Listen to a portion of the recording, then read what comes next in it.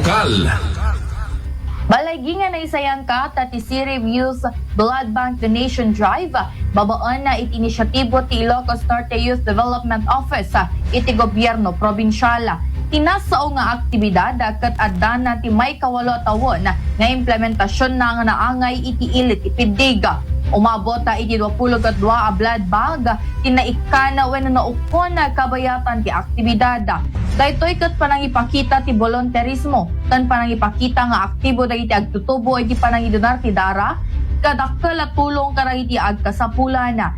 Naiwaya ti blood donation na tapno masiguro nga day ti umda sa supply ti dara ditoy probinsya.